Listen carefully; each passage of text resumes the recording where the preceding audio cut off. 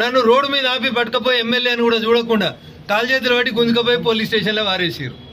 ఆ రోజు పోలీసు వాళ్ళు మంచోళ్ళు ఎట్లా అయ్యి ఇవాళ నేను ఠానాకు రమ్మంటే నాకు వెనకాల 10 మంది వకీలు కావాలని అడుగుతున్నాడు ఆయన.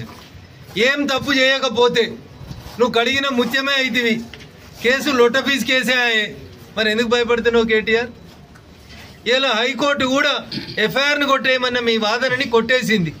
అంటే దాని అర్థమైంది, మీరు ఇన్వెస్టిగేషన్కి సహకరించుండ్రి, లేదా హైకోర్టు తీర్పు నచ్చకపోతే సుప్రీంకోర్టుకు పోండ్రి.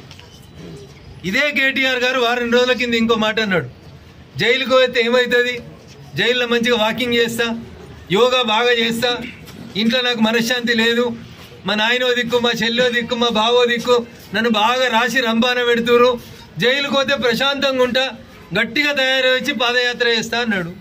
పోయిరాండి, మరి జైలు కూడా ఎట్లుంటుందో చూసిరాండ్రి. ఒక దిక్కేమో తప్పు చేయలేదంటాడు, ఒక దిక్కేమో అవినీతి జరగలేదంటాడు, ఇంకొక దిక్కు మోడీకి, ఈడీకి, బోడీకి దేనికి భయపడ్డా అంటాడు. మరి వీళ్ళకి ఇంతెందుకు భయపడుతున్నారు? అవన్నా సల్జరం వచ్చినాడు వణికినట్టు వణుకుతుండు. కావాలంటే మా మనోహరాబాద్కి వెళ్ళి ఇద్దరు డాక్టర్లను కూడా పంపిస్తాం. ముందైతే నువ్వు పోలీస్ స్టేషన్కి పోయి చూడు, పోలీసు వాళ్ళకి చెప్పు ఏం చేసినావో చెప్పు. దేశం మీద చర్చిస్తా, దేశవ్యాప్తంగా చర్చ జరగాలి అన్న నీ కడుపునొస్తే ఊరందరి కడుపునొయ్యాలి. నువ్వు 10 ఏళ్ళు